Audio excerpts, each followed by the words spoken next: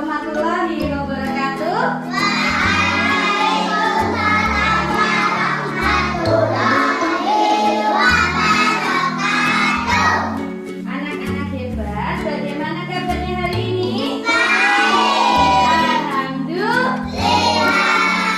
Semuanya dalam keadaan baik dan berangkat semuanya ya hari ini, dan terlihat semuanya sehat ya. Kemudian semuanya terlihat happy ya, senang. Dan kalau kita diawali dengan semangat, senang, maka nanti belajarnya juga makin semangat. Nah, supaya kita bersemangat, kita lakukan tepuk semangat bersama-sama. Tepuk semangat.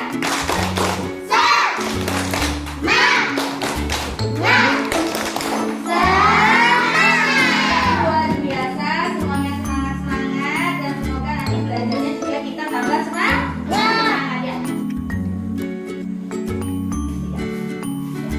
Anak-anak, hari ini kita akan belajar tentang kesepakatan dan keyakinan kelas. Nah, nilai-nilai ya, apa sih kesepakatan kelas itu? Ya, kesepakatan itu nilai-nilai kebajikan apa yang akan kita yakini bersama, yang nantinya akan memunculkan sebuah motivasi dalam diri kita ya. Kemudian kamu yang nantinya nilai-nilai itu akan menjadi budaya positif untuk kita semua. Nah, besok kita akan membuat kesepakatan dan keyakinan kelas. Ada yang tahu nilai-nilai kebajikan apa ya yang kita yakini di kelas kita? Nilai-nilai yang baik untuk kelas kita semua, agar kelas kita semakin baik, semakin nyaman, dan semuanya juga semakin kuat ya, tentang budaya atau disiplin ya. Kira-kira nilai apa saja yang dapat kita yakini bersama? Nilai-nilai kebajikan apa?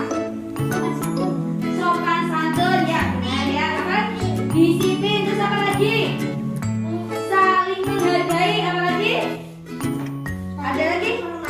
Saling menghormati, terus apa lagi? Apa?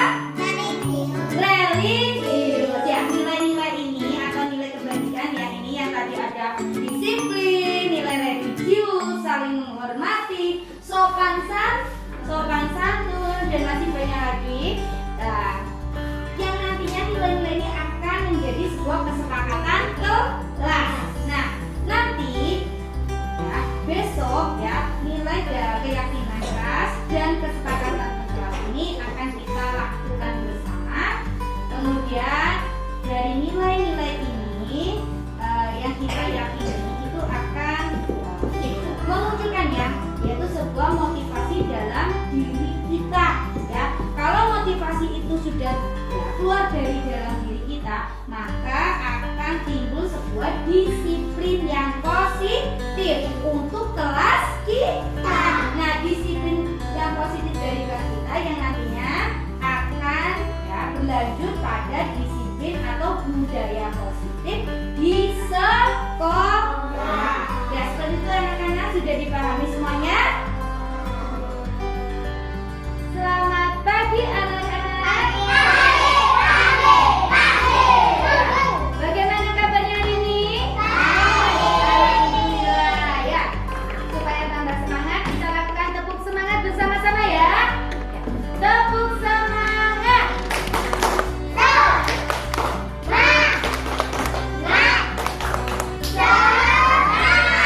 Luar biasa semangatnya.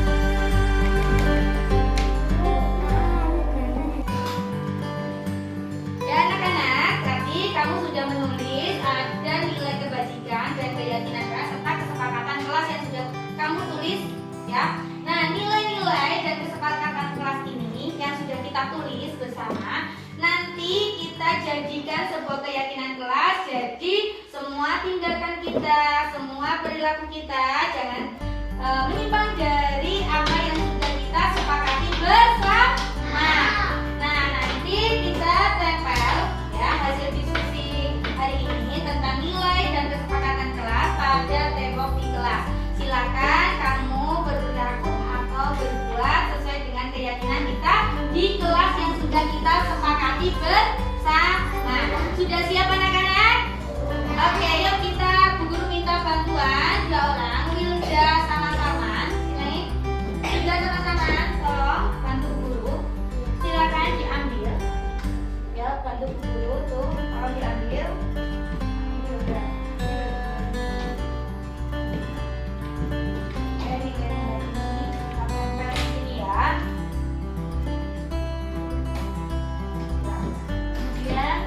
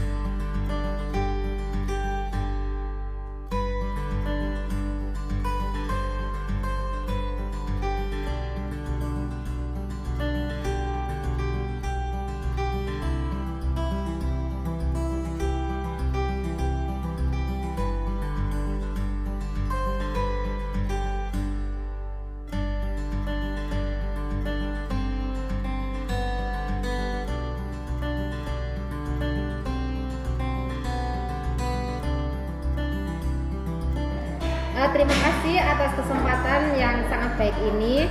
Di sini saya akan memberikan kesan setelah kemarin diadakan diseminasi oleh Bu Selvi.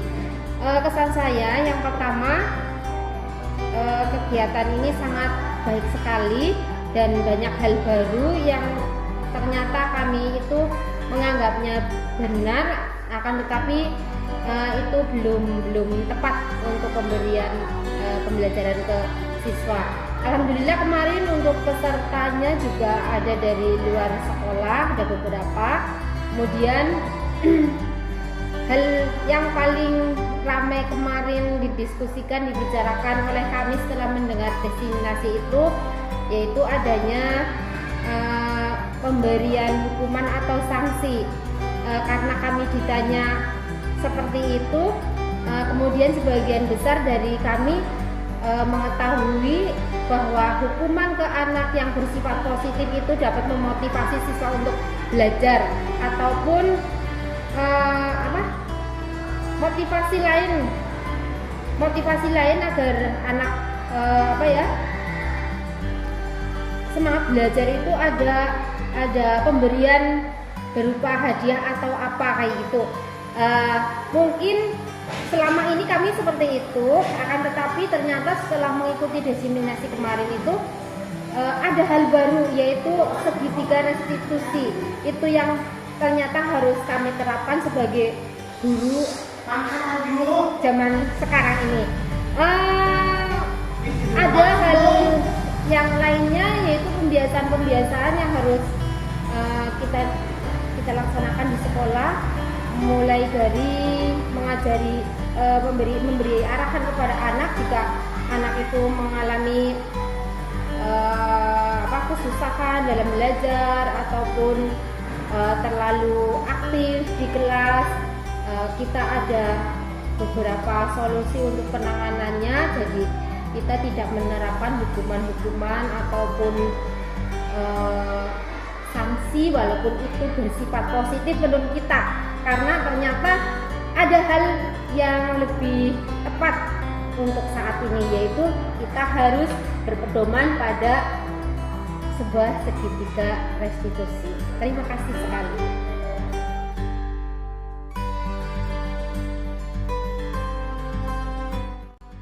Bismillahirrahmanirrahim. Assalamualaikum warahmatullahi wabarakatuh. Alhamdulillahirrahmanirrahim. Wassalatu wassalamu ala asrofil anbiya'i wal mursalin wa ala alihi wa sahbihi ajmain. Amma ba'du. Yang terhormat Bapak Kepala SD Negeri 3 Parung Kapal, yang terhormat Ibu Sylvia Dwi Ariyanti SPD selaku CGP Angkatan 7, yang terhormat Bapak Ibu Guru hebat.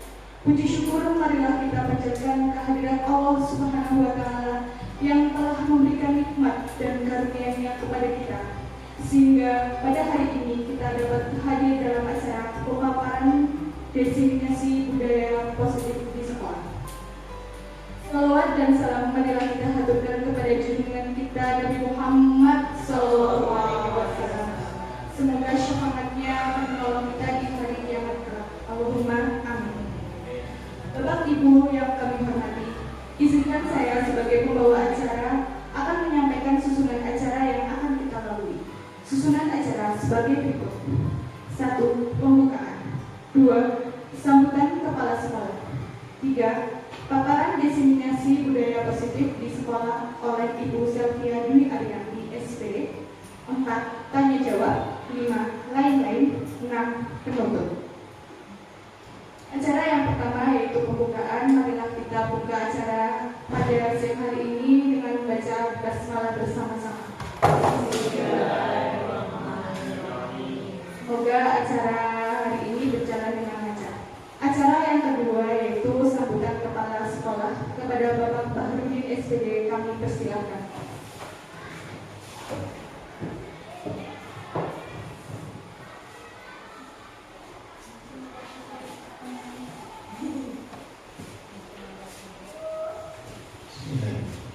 Assalamualaikum warahmatullahi wabarakatuh. Alhamdulillahirabbil alamin. Wassalatu wassalamu ala asyrofil anbiya'i wal mursalin wa ala alihi wa sahbihi ajma'in. Amma ba'du. Ibu Selvia Dwi Aryan PSPD yang nanti selaku CTP, Bapak Ibu Guru SD Negeri 3 Baru Kamal yang kami hormati, marilah kita memanjatkan puja dan puji syukur kehadirat Allah SWT. Pada siang hari kita masih diberi nikmat sehat dan nikmat kesempatan sehingga kita bisa berkumpul dalam acara diseminasi kebiasaan budaya positif di sekolah. Salawat dan salam semoga tercurah kepada Nabi Muhammad SAW serta keluarga, sahabat dan pengikut-pengikut di sana. Bapak Ibu yang kami hormati, pertama kami ucapkan terima kasih kepada pembawa acara yang telah memberikan waktu buat kami menyampaikan sambutan. Kemudian kaitannya dengan kegiatan diseminasi kebiasaan budaya positif di sekolah dalam rangka rangkaian kegiatan oleh calon guru penggerak Ibu Selvia, marilah kami mohon kepada Bapak Ibu semua untuk mendukung dan memanfaatkan benar-benar kegiatan ini demi kemajuan pendidikan di SD Negeri 3 Baru Kamal. Kemudian dengan kegiatan ini mudah-mudahan nanti di sekolah kita akan tercipta budaya positif di sekolah, sehingga hal ini bisa kita tanamkan kepada anak didik kita, terutama bagi Ibu Selvia untuk sebagai guru penggerak yang nantinya akan menerapkan kebiasaan budaya positif di sekolah ini. Tentu saja di antara Bapak Ibu semua masih banyak yang belum menguasai atau belum paham bagaimana cara menerapkannya budaya positif di sekolah. Mudah-mudahan nanti melalui diseminasi ini yang disampaikan oleh Ibu Selvia, nanti kita saling sharing, memberi masukan atau mencari pengalaman di momen ini kaitannya dengan kebiasaan budaya positif. Dan kami ucapkan terima kasih kepada Ibu Selvia yang sudah berusaha untuk mengikuti rangkaian kegiatan calon guru penggerak. Mudah-mudahan ini dapat menjadi motivasi bagi teman-teman yang lain, teman-teman guru yang lain yang terutama sedang mengikuti untuk menjadi calon guru penggerak di tahap-tahap berikut. Kiranya itu yang dapat kami sampaikan. Mudah-mudahan kegiatan ini bisa berjalan lancar, menghasilkan sesuatu pengalaman yang baru kaitannya dengan kebiasaan budaya positif di sekolah. Terima kasih. Apabila ada tutur kata yang kurang berkenan, kami mohon maaf yang sebesar-besarnya. Wabillahi taufiq wal hidayah. Assalamualaikum warahmatullahi wabarakatuh.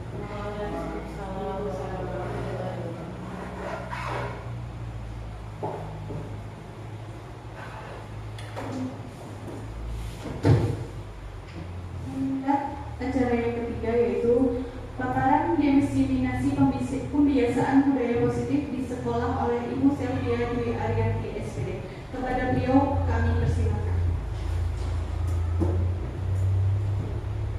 Terima kasih kepada pembawa acara yang telah memberikan kesempatan kepada saya.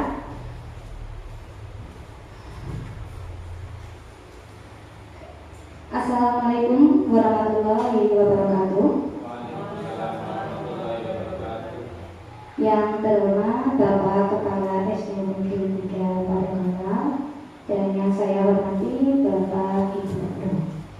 Pertama-tama marilah kita panjatkan puji syukur kehadirat Allah Subhanahu wa Ta'ala yang telah menimpakan rahmat, taufik dan hidayah kepada kita semua, sehingga pada siang hari ini kita diberi kesehatan untuk mengikuti acara diseminasi pembelajaran budaya positif di sekolah dalam keadaan sehat walafiat. Bapak Ibu yang saya hormati, sebelum kita memulai sesi diseminasi ini, marilah Bapak Ibu, saya akan memperkenalkan diri dulu. Perkenalkan, nama saya Safia Dwi Arianti. Tempat tanggal lahir saya Jember, 19 September 1987. Asal sekolah SD Negeri 3 Padangkala. Kemudian status pendidikan saat ini saya sedang mengikuti PGP Angkatan 7 Kabupaten Banyumas. Dan moto hidup saya adalah amati, terapkan dan wujudkan. Kenapa moto ini saya ambil? Yang pertama, dengan saya mengamati sekeliling saya, dengan saya melihat lingkungan sekitar saya, maka saya akan memiliki program-program ke depan apa yang hendak saya terapkan. Kemudian program itu saya wujudkan untuk peningkatan kualitas pendidikan di sekolah kita. Bapak Ibu yang saya hormati, sebelum kita ke sesi diseminasi, mari kita semuanya merelaksasi kita sendiri. Jadi tadi pagi kita sudah lelah mengajar, kemudian kegiatan-kegiatan kita dengan peserta didik, dengan lingkungan semuanya. Mari kita merefleksi lagi apa saja sih bagaimana kita tadi berinteraksi. Monggo Bapak Ibu semuanya untuk memejamkan mata kurang lebih ya 5 menit, mari kita pejamkan gitu. 5 menit saja ya Bapak Ibu, jangan lama-lama, cukup 5 menit saja. Monggo. Nanti jadinya tidak ini Bu, malah relaksasinya lebih itu enakan. Oke. Monggo Bapak Ibu kita pejamkan mata sebelumnya. Mari kita hadirkan, tenangkan hati dan pikiran kita berdamai sejenak dalam semua situasi dalam diri untuk hadir seutuhnya di ruang belajar ini. Kita ungkapkan semua rasa yang ada di hati kita, rasa yang ada di dalam pikiran kita, apa saja yang tadi kita berikan kepada anak didik.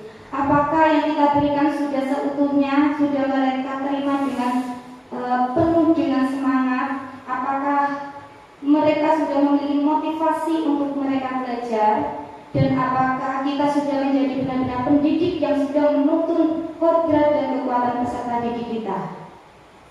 Tenangkan lagi pikiran, hati, silakan berdamai, rileks sebentar, sejenak semua situasi dalam diri untuk hadir seutuhnya di ruang belajar ini.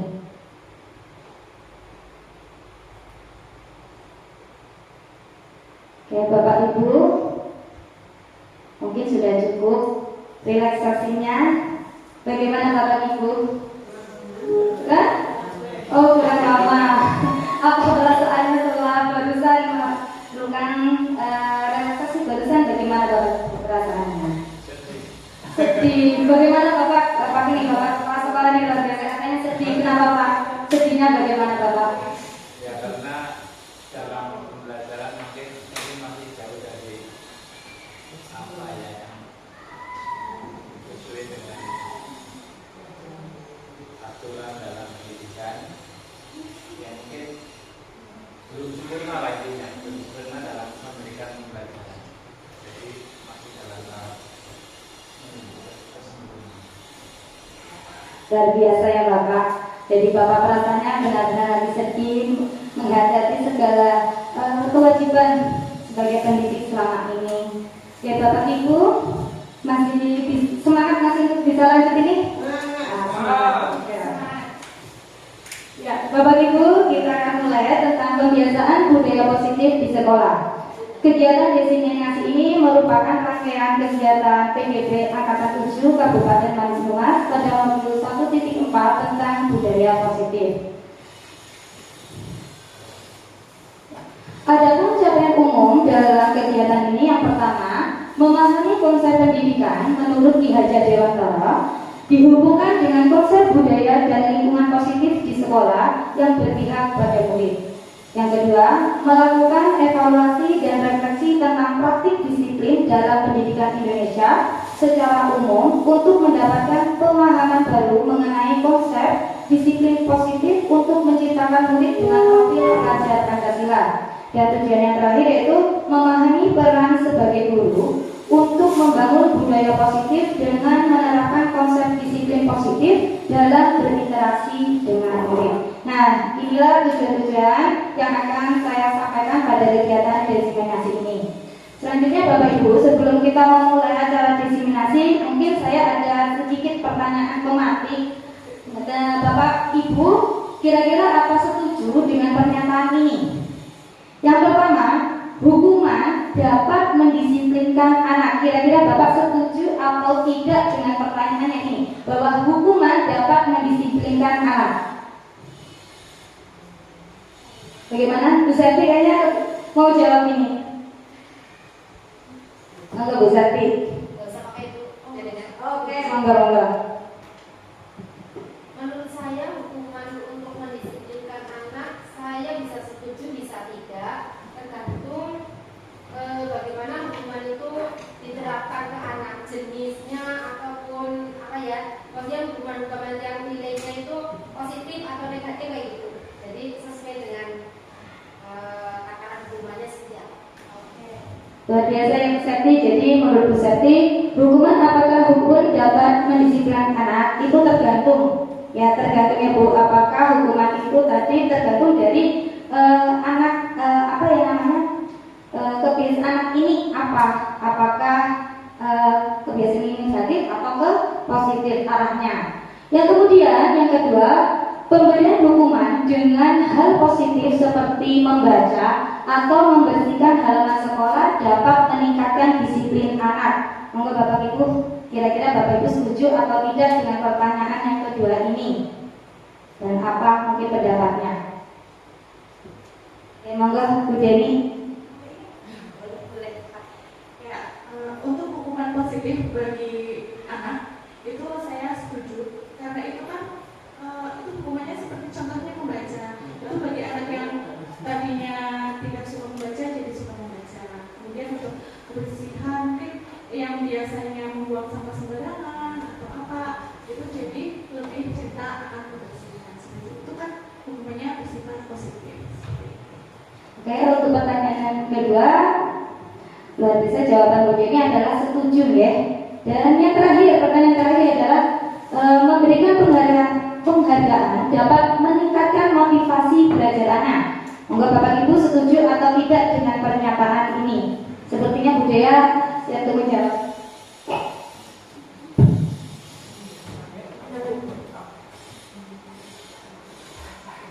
Terima kasih Mas Galuh. Tentu saja meningkatkan motivasi belajar anak ini dengan program penghargaan sangat berpengaruh gitu. Anak-anak yang mendapatkan nilai tinggi tentunya lebih semangat lagi untuk belajar. Kemudian anak-anak yang mendapat nilai atau pencapaian kurang, ketika dia mendapatkan sekali-sekali nih dia dapat nilai kok bagus, diberi penghargaan, itu luar biasa. Pasti anak-anak senang dan pasti akan aku besok mau dapat nilai lebih lagi. Dan itu termasuk pemberian motivasi yang sangat baik ya Bu. Terima kasih. Ya, terima kasih Bu Dea atas pendapatnya luar biasa. Jadi Bu Dea setuju ya tadi ya dengan pernyataan nomor 3. Ya Bapak Ibu masih bisa kita lanjutkan ke materi berikutnya. Oke, Bapak Ibu sebelum akan diseminasi ini maka saya akan mengulas dulu ya Bapak Ibu tentang pendidikan. Nah, Bapak Ibu pastinya tidak asing lagi ya Bapak Ibu tentang filosofi pendidikan menurut Ki Hajar Dewantara. Jadi dasar pendidikan menurut Ki Hajar Dewantara itu adalah menuntun segala kekuatan kodrat yang ada pada anak-anak agar mereka dapat mencapai keselamatan dan kebahagiaan yang setinggi-tingginya baik sebagai manusia maupun sebagai anggota masyarakat. Nah, Ki Hajar Dewantara itu mengibaratkan pendidik itu sebagai seorang petani, sedangkan peserta didik itu itu sebagai benih. Jadi petani menanam benih-benih pada lahan yang subur dengan pengairan yang cukup dan pencahayaan yang baik, maka benih-benih tadi itu akan tumbuh menjadi tumbuh-tumbuhan yang bagus. Tetapi bisa jadi benih yang kualitas baik jika ditanam pada lahan yang gersang, tanpa adanya pengairan yang baik, tanpa adanya pencahayaan yang baik, ataupun pemupukan dan perawatan yang baik, maka benih itu tidak akan tumbuh menjadi kualitas yang baik. Nah, begitu juga dengan pendidikan kita. Bagaimana guru ini menuntun peserta didik kita mencapai sebuah kekuatan atau kodrat pada anak-anak, bagaimana potensi-potensi peserta didik kita digali dengan sebaik-baiknya, maka nantinya apa yang mereka punya, apa potensi yang mereka miliki akan terwujud dengan baik. Seperti itu ya Bapak Ibu. Kemudian dasar pendidikan Ki Hajar Dewantara itu menuntun atau AMO. Kita masih ingat ada konsep trilogi pendidikan menurut Ki Hajar Dewantara, apa nih Bapak Ibu? Ing ngaso, Sengtulodo, ing mandya, mangun, kaso. Ing ngaso, Sengtulodo, yang artinya di depan memberi contoh, kemudian ing mandya, mangun, kaso, di tengah ya memberikan memberikan semangat motivasi. Yang terakhir adalah tuturi Anda yani, di belakang memberi dorongan. Nah, inilah trilogi yang diambil dari pemikiran Ki Hajar Dewantara yang begitu luar biasa ya. Ingat Sengtulodo, ing mandya mangun kaso, tuturi hadayani. Yang artinya semua ini selamat dan bahagia sebagai manusia dan anggota masyarakat. Selanjutnya Bapak Ibu, bahwa pendidikan juga menurut Ki Hajar Dewantara itu harus memerdekakan. Menurut Ki Hajar Dewantara, merdeka itu artinya tidak hanya terlepas dari perintah, akan tetapi juga cakap buat memerintah dirinya sendiri. Jadi anak itu benar-benar harus dimerdekakan dalam pembelajaran. Jadi tidak guru ini memberikan sesuatu apa yang ingin guru berikan, tidak. Tapi kita harus gali lagi potensi-potensi minat-minat yang ada pada peserta didik. Bapak Ibu, nah sekarang kita akan memulai pembahasan diseminasi pada siang hari ini. Nah, topik-topik yang akan kita bahas pada hari ini yang pertama tentang mengenal disiplin positif, yang kedua memahami teori motivasi, hukuman dan penghargaan serta restitusi, yang ketiga perlunya keyakinan kelas, 4 memahami kebutuhan dasar manusia, 5 posisi kontrol, dan keenam adalah tentang segitiga restitusi. Untuk topik yang pertama, disiplin positif. Bapak Ibu, kayaknya kita tidak asing dengan kata disiplin ya. Menurut Bapak Ibu tuh disiplin apa nih? Ya Pak? Sesuai dengan aturan. Oke, menurut Pak Mus bahwa disiplin itu sesuai dengan aturan.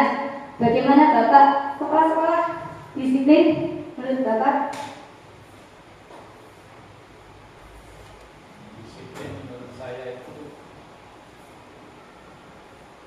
sesuai dengan apa yang sudah menjadi keputusan seperti tata tertib, aturan-aturan sekolah dan lain sebagainya.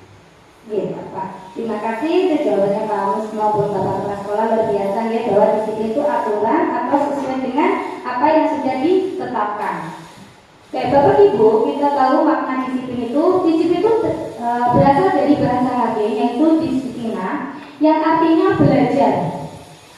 Jadi seorang murid atau pengikut seseorang harus paham betul alasan mengapa mereka mengikuti ajaran tertentu, sehingga motivasi yang terbangun adalah motivasi intrinsik, bukan ekstrinsik.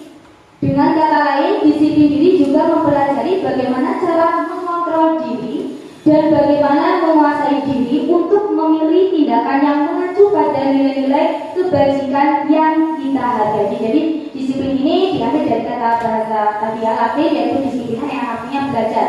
Jadi anak belajar bagaimana mengontrol dirinya, bagaimana menumbuhkan motivasi intrinsik. Nah, adapun nilai-nilai kebajikan profil pelajarnya Pancasila yang tidak dicapai oleh anak Indonesia yang kita kenal dengan profil pelajar Pancasila, ada pun 6 dimensi. Masih ingat ya Bapak-Ibu, 6 dimensi profil pelajar Pancasila. Yang pertama, beriman, bertakwa kepada Tuhan Yang Maha Esa, beretika dan berakhlak mulia. Yang kedua, mandiri. 3, benar kritis. 4, berkebinekaan global. 5, bergotong royong. Dan ke-6 adalah kreatif. Ini adalah nilai-nilai kebajikan profil pelajar Pancasila yang hendak kita capai untuk peserta didik kita. Bapak Ibu, selanjutnya pada topik yang kedua tentang teori motivasi perilaku manusia. Ya, Bapak Ibu, kita tahu setiap anak ya memiliki tindakan itu memiliki motivasi dan tujuan. Nah, motivasi di sini itu dibagi dua, motivasi eksternal dan motivasi internal. Motivasi eksternal sendiri itu untuk biasanya dilakukan anak itu untuk menghindari hukuman atau sanksi. Kemudian juga dilakukan oleh anak untuk mendapatkan imbalan dari orang lain atau instansi. Nah, biasanya motivasi eksternal itu dorongannya itu bukan dorongan dalam diri, tapi dari luar karena dia ingin mengharapkan sesuatu untuk menghindari sesuatu. Sedangkan motivasi internal itu biasanya dilakukan untuk menghargai diri sendiri, karena motivasi internal ini adalah tujuan untuk anak melakukan disiplin positif, karena itu berasal dari dalam dirinya, tumbuh dari atas kesadaran dirinya, bukan sebuah paksaan, tapi karena dia ingin menghargai dirinya, ingin menghargai apa yang sudah dia lakukan dan untuk memperbaiki suatu kesalahan. Sehingga dari motivasi internal ini akan tumbuh sebuah kesadaran pada diri peserta. Nah, ada sebuah pendekatan untuk menciptakan disiplin positif yaitu dengan motivasi internal, yaitu dengan restitusi. Pernah Bapak Ibu mendengar kata restitusi? Pernah tadi? Belum? Oke, kita lanjut ya Bapak Ibu. Jadi apa itu sih restitusi? Nah, restitusi itu adalah proses menciptakan kondisi bagi murid untuk memperbaiki kesalahan mereka, sehingga mereka bisa kembali pada kelompok mereka dengan karakter yang lebih kuat. Murid selain itu, restitusi itu juga merupakan sebuah proses kolaboratif yang mengajarkan murid untuk mencari solusi untuk masalah mereka dan membantu murid berpikir tentang seperti apa yang mereka ingin menjadi atau tujuan mulia dan bagaimana mereka harus memperlakukan orang lain. Nah, ini yang dinamakan dengan restitusi. Next ya Pak. Nah, ada 9 ciri-ciri restitusi. Yang pertama, bukan untuk menebus kesalahan, namun untuk belajar dari kesalahan. Yang kedua itu memperbaiki hubungan. 3, tawaran bukan paksaan. 4, restitusi menuntut untuk melihat ke dalam diri. 5, mencari kebutuhan dasar yang mendasari tindakan. Kemudian 6, restitusi diri adalah cara yang paling baik. 7, restitusi fokus pada karakter bukan tindakan. Jadi untuk mencari kekuatan karakter, untuk menumbuhkan kekuatan karakter pada peserta didik. Yang ke-8 itu fokus pada solusi. Jadi bukan mencari kesalahan, tapi fokus pada solusi. Dan ke-9 yaitu mengembalikan murid yang berbuat salah pada kelompoknya. Yang ketiga itu adalah keyakinan kelas. Mohon maaf Bapak Ibu, sudah pernah membuat keyakinan kelas? Oke, Bapak Ibu, mengapa sih tidak peraturan saja? Mengapa harus keyakinan kelas? Jadi saya mau tanya Bapak Ibu, pada saat Bapak Ibu mengendarai sepeda motor, maka peraturannya harus memakai helm. Gunanya untuk apa Bapak? Melindungi, untuk keselamatan. Yang kedua, kita memakai masker kan Bapak Ibu pada saat COVID. Kita harus menggunakan masker dan kita harus selalu setiap saat cuci tangan. Itu untuk apa sebenarnya Bapak Ibu?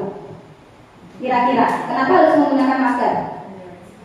Ya, untuk kesehatan atau keselamatan. Nah, nilai-nilai keselamatan dan kesehatan inilah yang dinamakan dengan keyakinan. Ya, yaitu nilai-nilai kebajikan universal yang disepakati secara tersirat maupun tersurat, lepas dari latar belakang suku, negara, bahasa maupun agama. Demikian pun dengan murid, mereka perlu mendengarkan dan memahami arti sesungguhnya tentang peraturan-peraturan yang diberikan, apa nilai-nilai kebajikan di balik peraturan tersebut, apa tujuan utamanya, kemudian dan menjadi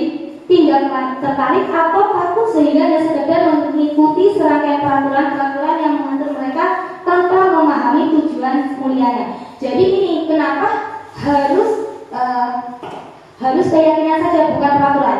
Jadi di dalam peraturan itu terlalu bahasanya itu terlalu konkret, terlalu anak itu tertekan untuk melakukan, dipaksa untuk melakukan. Sedangkan keyakinan kelas itu dibuat, itu ada tujuan yang mulia. Mengapa anak harus seperti ini? Mengapa kamu harus memakai masker? Mengapa kamu harus cuci tangan? Nah, ada tujuannya. Jadi bukan seolah-olah kalau peraturan itu maksa anak melakukan ini, ya udah aturannya seperti ini. Kalau kamu nggak melaksanakan, kamu akan mendapat sanksi. Itu terlalu buat anak menyakit tanpa dihargai sedikit pun anak itu. Nah, yang namanya kesepakatan keyakinan kelas itu biasanya dia itu lebih singkat dibandingkan dengan peraturan. Kalau peraturan tidak boleh membuang sampah sembarangan, tapi keyakinannya apa? Tanggung jawab. Tanggung jawab, karena itu tugas kamu. Jangan membuang sampah sembarangan. Untuk apa? Supaya lingkungan itu menjadi bersih. Di dalam keyakinan kelas, ya, kita tidak dilarang menggunakan kalimat-kalimat negatif. Tidak boleh. Itu tidak boleh. Kita hilangkan. Tetapi buang sampah pada tempatnya. Tidak boleh makan di kelas. Makan saat istirahat. Seperti itu. Oke, Bapak Ibu bisa dipahami semuanya? Selanjutnya ini adalah keyakinan kelas yang saya buat di dalam kelas saya, yaitu kami membuat sebuah nilai-nilai kebajikan dan kita sepakati bersama dan hanya menjadi sebuah keyakinan kelas. Nah, bagaimana Bapak Ibu cara prosedur pembentukan keyakinan kelas? Yang pertama yaitu kita buat sebuah curah pendapat. Semuanya berpendapat, tidak boleh tidak. Kemudian masukan-masukan yang tadi dari proses surat pendapat itu kita masukkan pada selembar kertas atau poster. Selanjutnya kita bentuk keyakinan kelas, terus ganti kata-kata yang negatif menjadi yang positif seperti tadi yang saya sampaikan. Kemudian tinjau kembali daftar surat pendapat, kemudian tinjau ulang keyakinan kelas secara bersama-sama. Selanjutnya setelah ditinjau kita sepakati dan disetujui, maka tempatkan pada dinding atau tempat yang mudah dilihat oleh semua murid.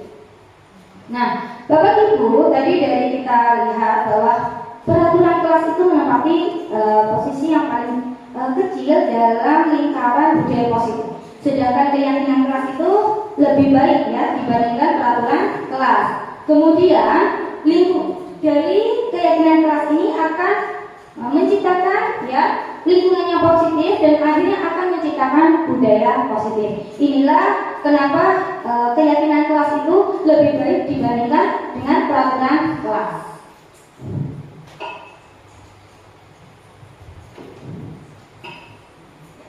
Bapak Ibu, di sini saya punya tabel ya tentang peraturan dan keyakinan kelas. Yang pertama, selalu kembalikan buku ke tempatnya. Keyakinannya adalah tanggung jawab. Kemudian dilarang mengganggu orang lain, menghormati orang lain, hadir di sekolah 15 menit sebelum pembelajaran dimulai. Itu berarti keyakinan kelasnya adalah menghormati orang lain dan berkomitmen. Kemudian melakukan kekerasan berarti keselamatan dan menghormati orang lain. Dilarang menggunakan narkoba itu berarti keyakinan kelasnya adalah kesehatan. Bergantian atau menunggu giliran menghormati orang lain dan bersabar. Gunakan masker. Keyakinan kelasnya adalah kesehatan dan keselamatan. Dan jangan berlari di kelas atau koridor, itu juga untuk keselamatan dan keamanan. Inilah ya Bapak Ibu. Mari semua kita bangun keyakinan kelas ya, kita agar budaya positif, disiplin positif akan tercipta. Bapak Ibu pernah dengar kata hukuman dan konsekuensi? Ya, menurut Bapak Ibu apa sih itu hukuman?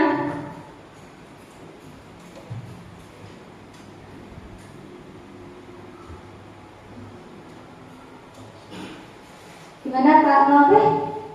Hukuman itu adalah sesuatu yang kita dapatkan ketika kita melakukan sebuah pelanggaran yang tidak sesuai dengan peraturan, mungkin di dalam kelas atau di lingkungan masyarakat. Saya Pak Nobe ya, menurut Pak Nobe itu hukuman itu adalah aturan ya Pak yang tidak sesuai dengan apa yang pada kondisi yang nyatanya. Sedangkan konsekuensi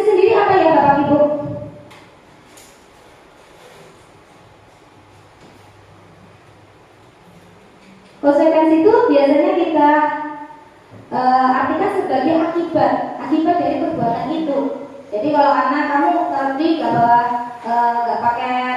ngerjakan PR, maka konsekuensinya kamu tidak ikut pelajaran selama berapa menit. Tapi konsekuensi itu sudah dibicarakan sebelumnya, sudah disepakati bersama. Jadi ini ya Bapak Ibu, perbedaan antara hukuman dan konsekuensi.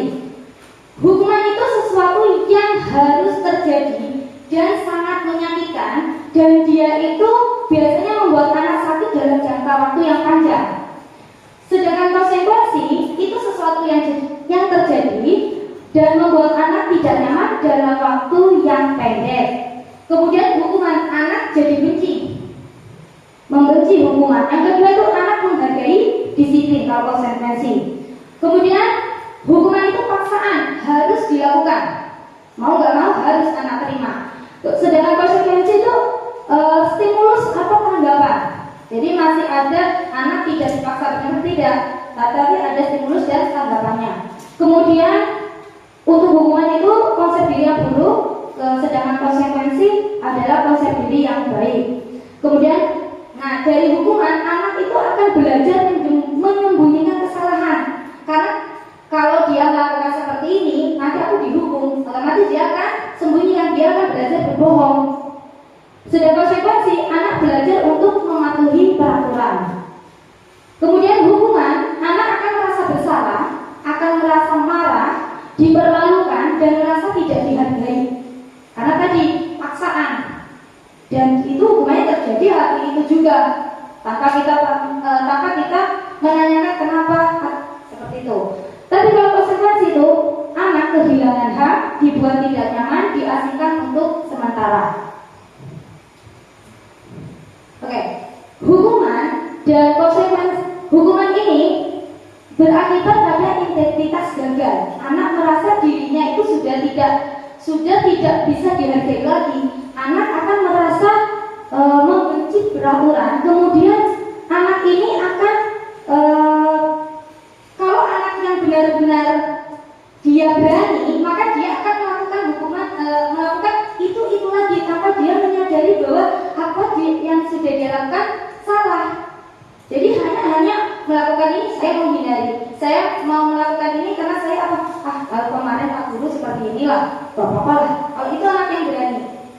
Sedangkan konsekuensi dan restitusi itu membuat anak itu menciptakan identitas sukses. Konsekuensi itu harus terjadi, kalau restitusi itu adalah sebuah pilihan. Kemudian tindakan nyamannya itu jangka waktu pendek, sedangkan restitusi itu menguatkan anak kembali kepada kelompoknya, dan itu anak dalam jangka waktu yang panjang. Jadi dikuatkan lagi Pak. Jadi bukan malah dia disakitin gitu. Terus kemudian kalau hukuman itu berlaku hanya sebuah institusi, beralih saja kehidupan nyata.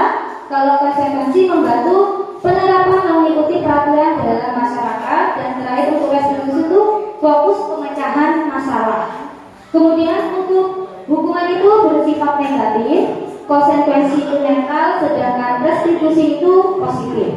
Dari sini ya Bapak Ibu kita sudah bisa pahami perbedaan antara hukuman, kemudian konsekuensi dan restitusi. Oke, mohon Bapak Ibu, kita di sini ada sekitar 7 ya.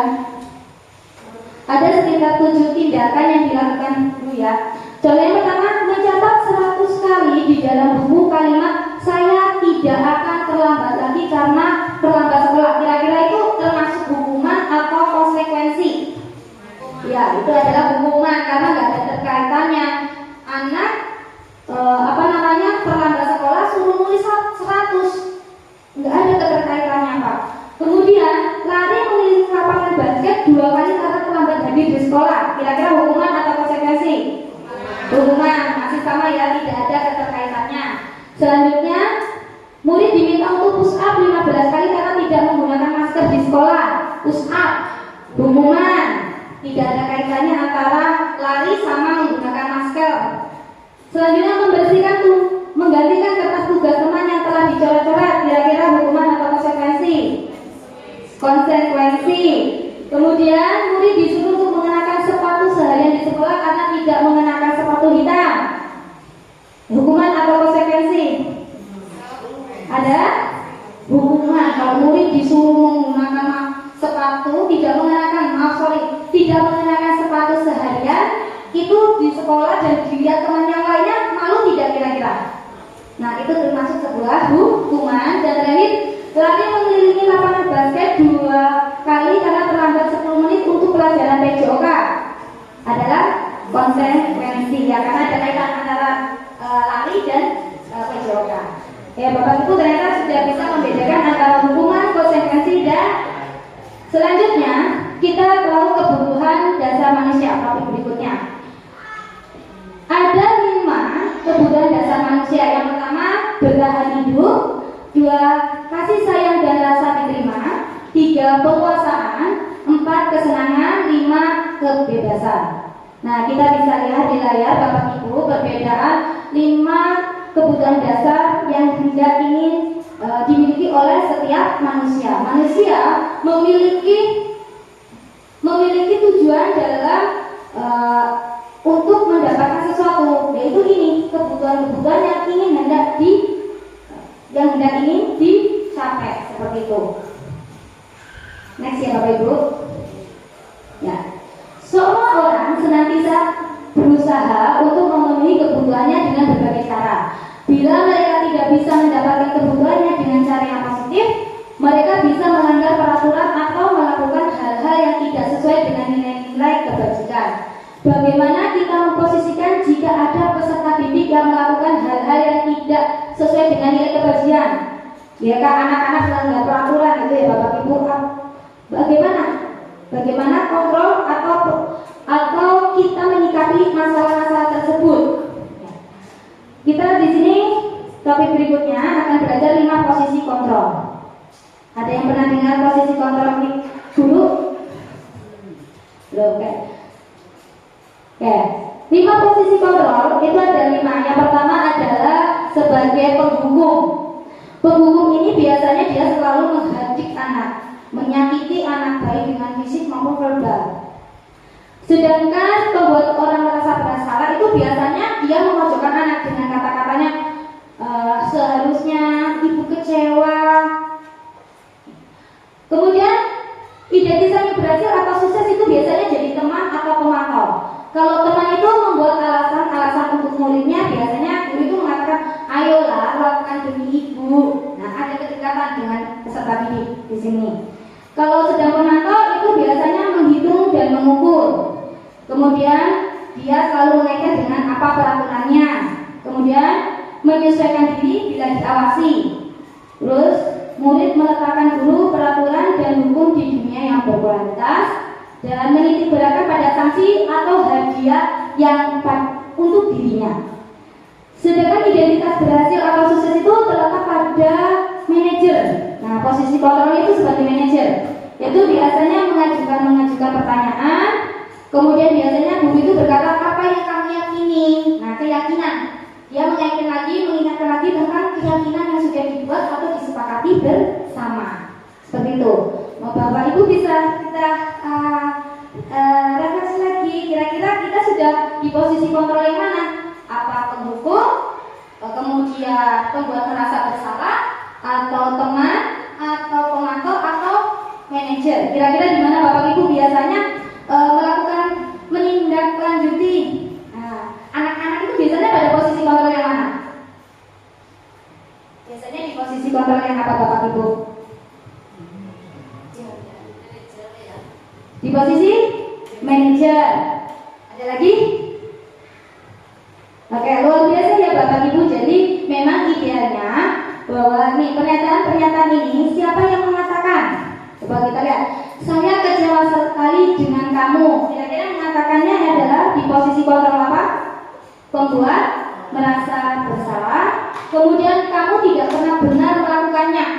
Itu kalimatnya terlalu keras, menghardik anak langsung. Itu adalah sebagai penghukum, posisi kontrolnya. Kemudian ayolah lakukan demi ibu bapak. Ini kayak sholat guru dan saya itu lebih dekat, itu teman. Kayak ya. Apakah kamu mau mendapatkan stiker bintang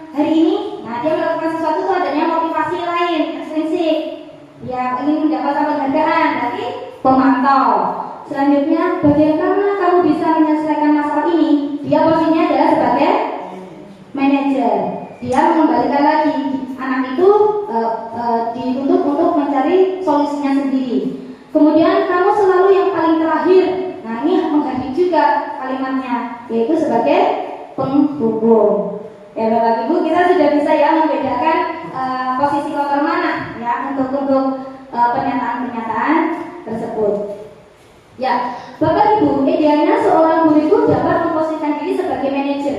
Jadi kita namakan posisi kita yang paling ideal adalah di bagian manajer bagi peserta didiknya. Dengan mengambil peran sebagai manajer, seorang guru harus dapat memberikan pemahaman, menciptakan kesadaran pada peserta didik untuk memperbaiki perilaku yang tidak sesuai dengan nilai kebajikan.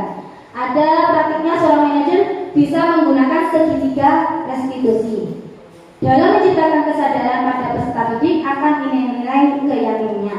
Nah, jadi tadi ideal kita itu sebagai seorang manajer. Nah, bagaimana praktiknya kita bisa menggunakan segitiga restitusi? Apa sih Bapak Ibu segitiga restitusi? Pernah dengar tidak? Oke, baru saja dengar ya Bapak Ibu. Oke. Apa itu segitiga restitusi?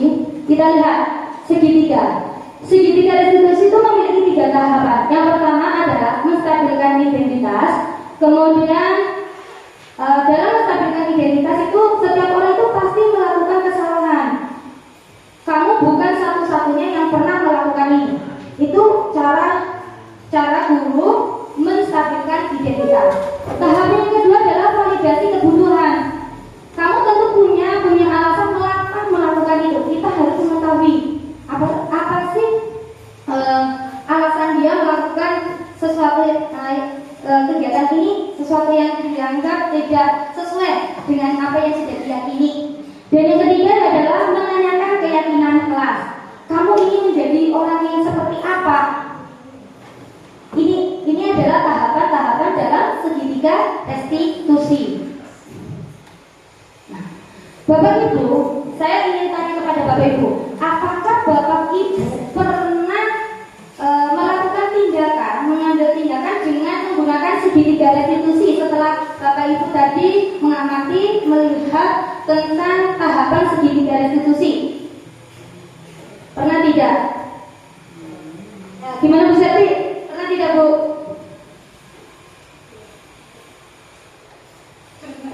Pernah. Bisa beri contoh nggak Bu?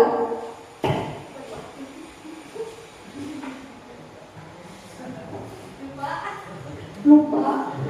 Oke, pernah tidak Bapak Ibu seperti ini pada saat Bapak Ibu tanya ke anak bahwa kita itu, setiap manusia itu tidak sempurna. Kita selalu melakukan kesalahan. Pernah tidak seperti itu? Tanya ke anak seperti itu. Nah, secara tidak langsung Ibu sudah praktek itu salah satu tahapan segitiga restitusi. Karena dalam menstabilkan identitas, guru itu berkata tadi ya, berbuat salah itu hal yang manusiawi. Tidak ada manusia yang sempurna. Bapak Ibu juga pernah berbuat salah. Nah, ini ya Bapak Ibu yang biasa Bapak Ibu katakan ketika kita sedang menstabilkan identitas. Nah, tahap yang selanjutnya adalah validasi kebutuhan. Saya tanya lagi ke Bapak Ibu, pernah tidak kita melakukan validasi kebutuhan? Nah, ada pun kata-kata yang diucapkan oleh guru. Yang pertama, kamu bisa saja akan melakukan hal yang lebih buruk, tapi kamu tidak melakukannya kan? Kemudian, kamu pasti punya alasan mengapa kamu melakukannya.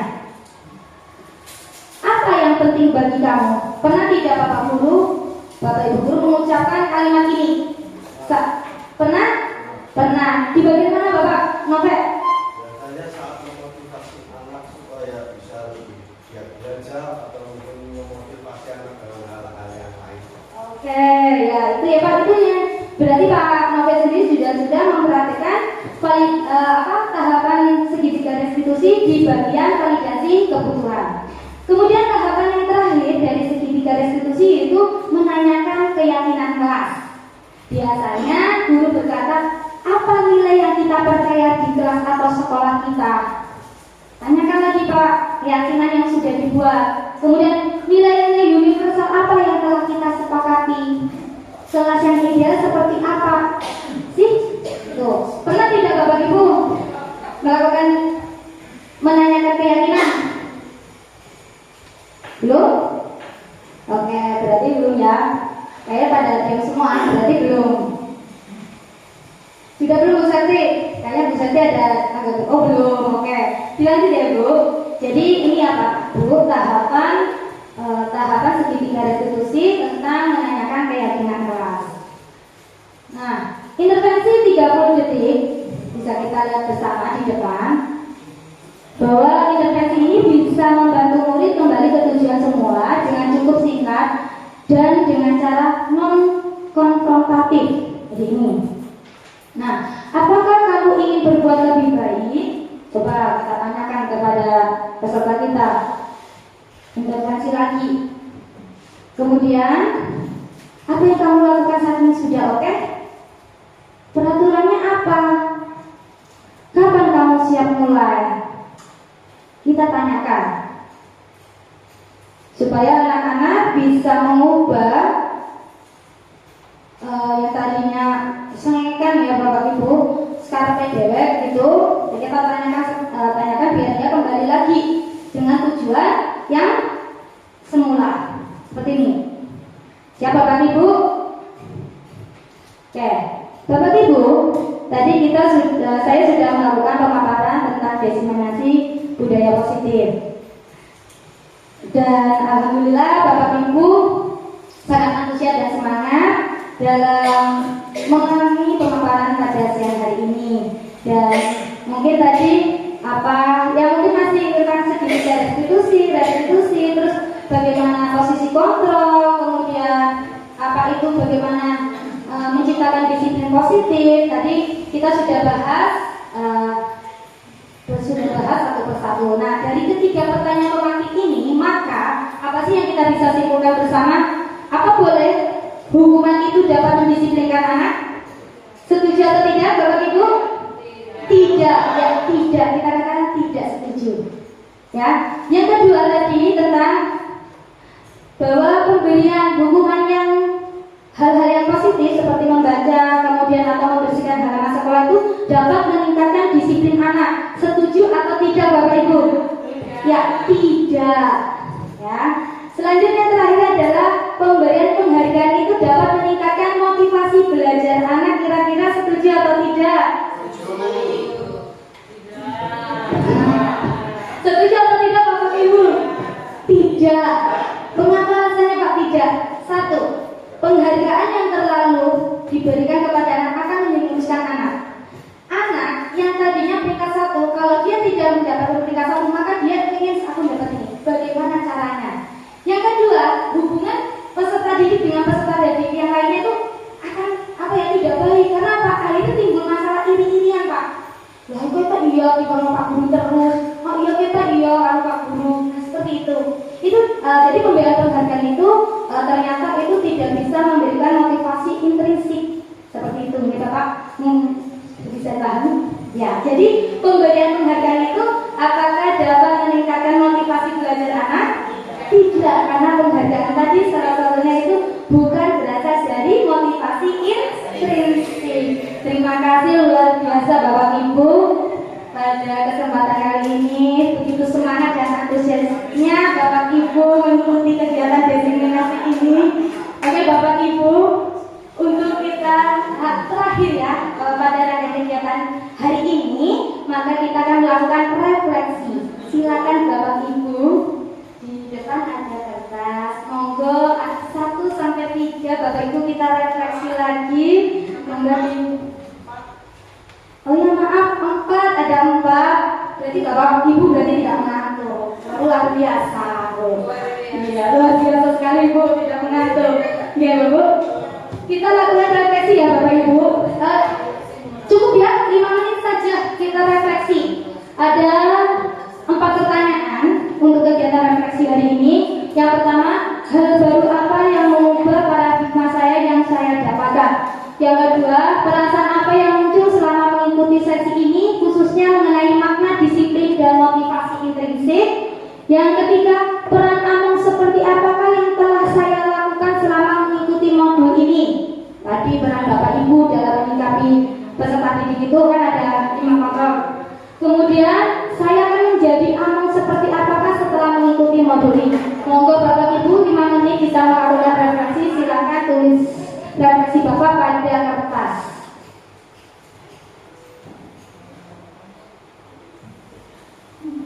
Wah, Bu Rizky belum 5 menit sudah selesai. Luar biasa, Bu. Benar-benar ngotot ya, Bu, kegiatan ini ya, Bu.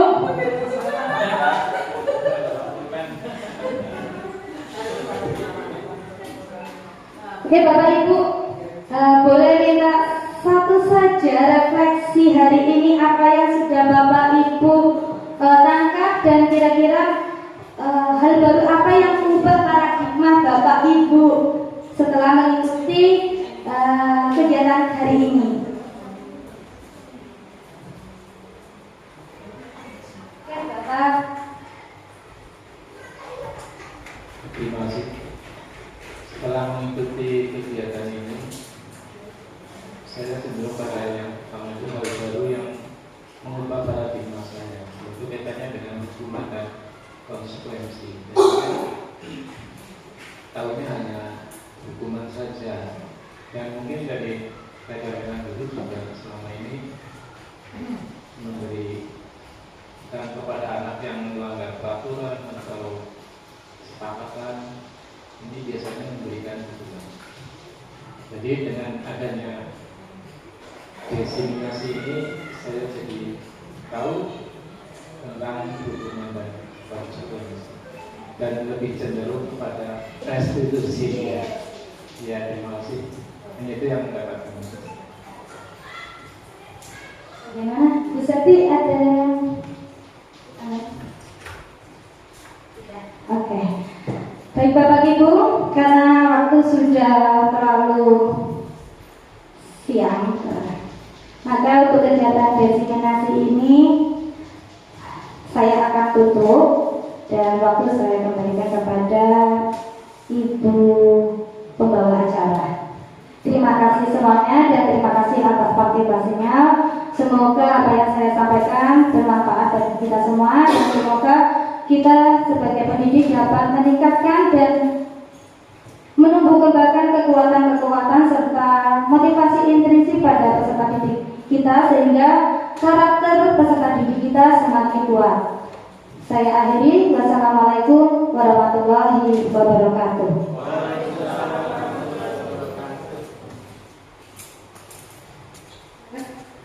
Terima kasih atas pemaparannya yang sangat luar biasa. Semoga bermanfaat untuk kita semua.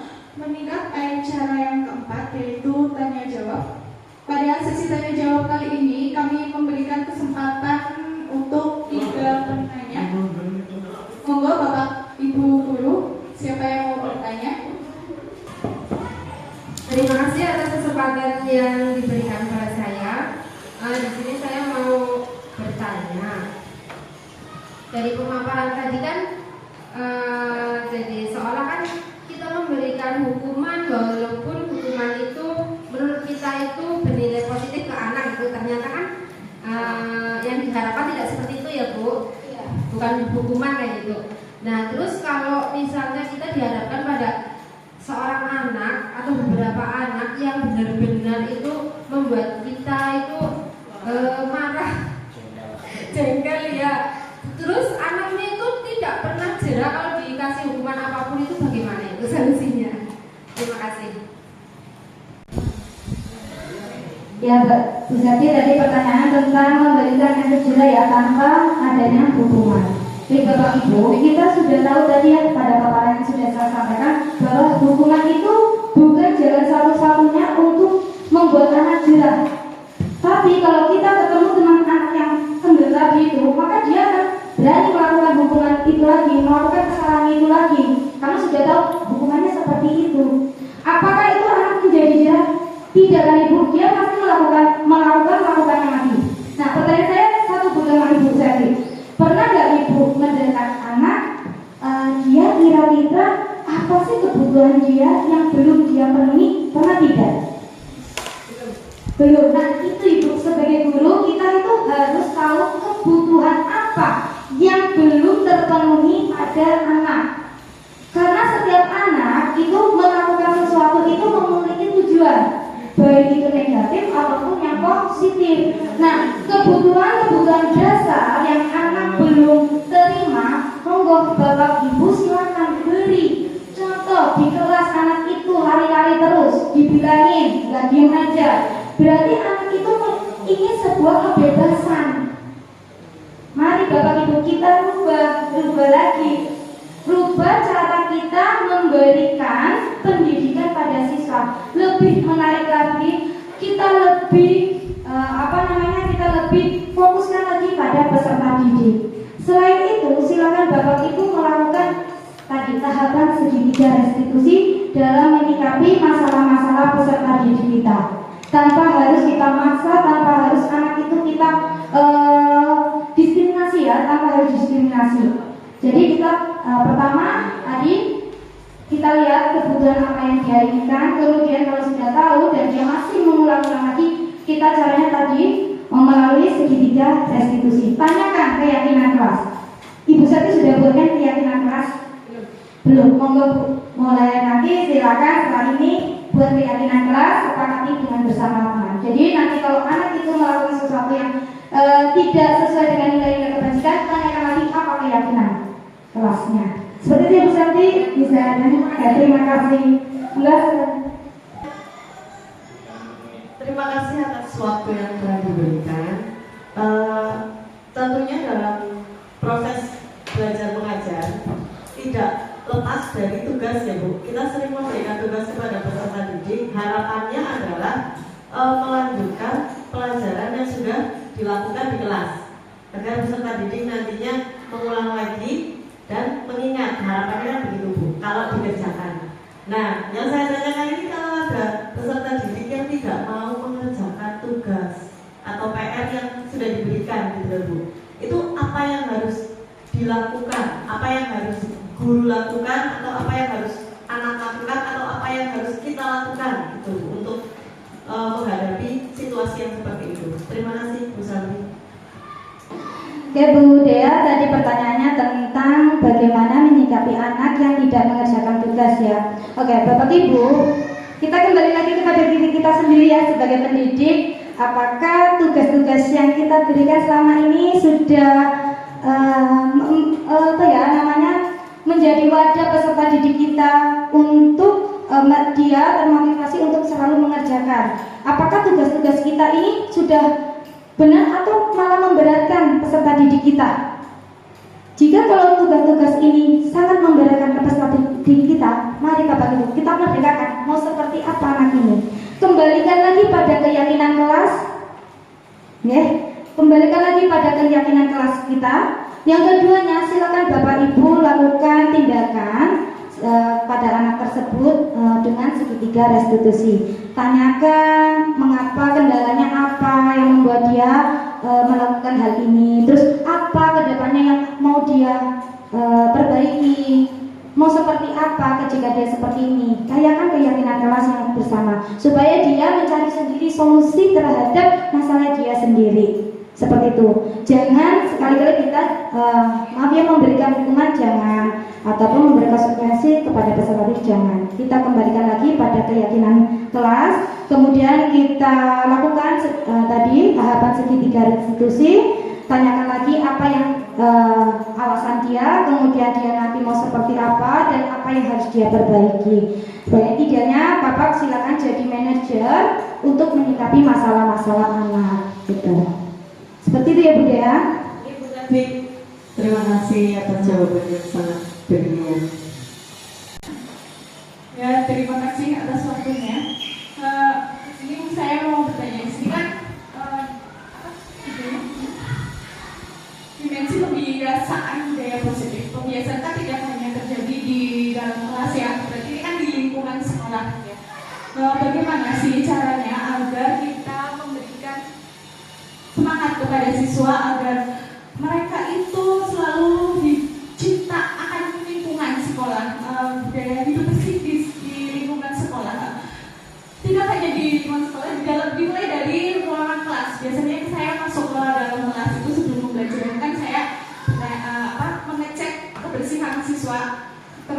laci-laci meja mereka biasanya itu, ayo siapa yang di lacinya itu menyimpan sampah bekas jajannya kalian. Wah, ternyata itu banyak sekali anak-anak yang menyimpan sampah di laci. Nah, bagaimana sih caranya mendisiplinkan suatu tentang kebersihan dengan menggunakan segitiga restitusi ya dari Ibu Kakak. Terima kasih. Ya, terima kasih Bu Deni atas pertanyaan yang begitu luar biasa buat saya.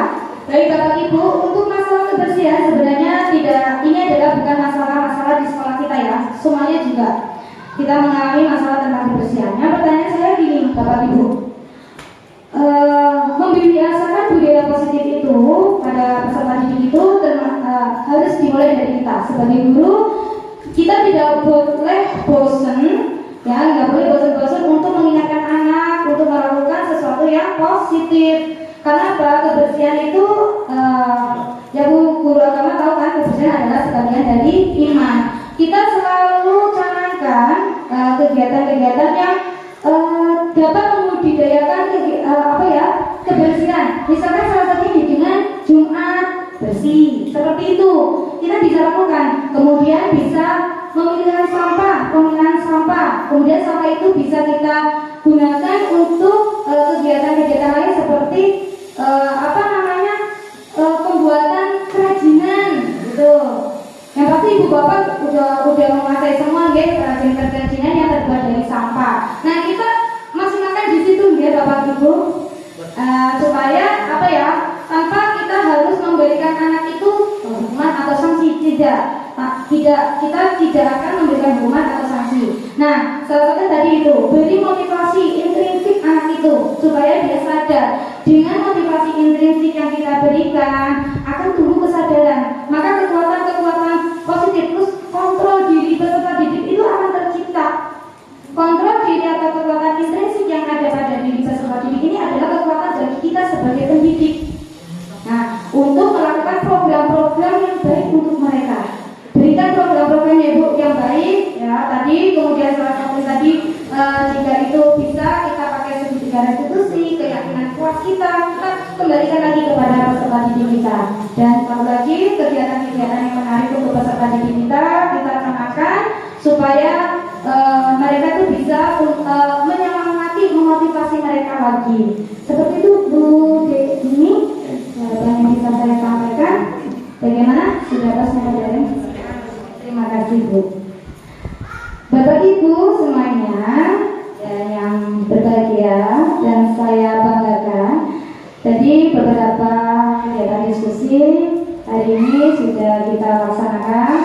Dan terima kasih sekali atas pertanyaan-pertanyaan yang begitu luar biasa, atas semangat-semangat Bapak Ibu untuk mengubah mindset kita menjadi guru yang lebih profesional lagi, yang bagaimana menuntut peserta didik kita menjadi anak yang memiliki budaya yang positif. Bagaimana Bapak Ibu antusias untuk mewujudkan kekuatan-kekuatan dan menumbuhkan karakter-karakter peserta didik kita menjadi anak dan pribadi-pribadi yang lebih baik lagi. Dan Bapak Ibu, selanjutnya waktu saya kembalikan lagi kepada pembawa acara.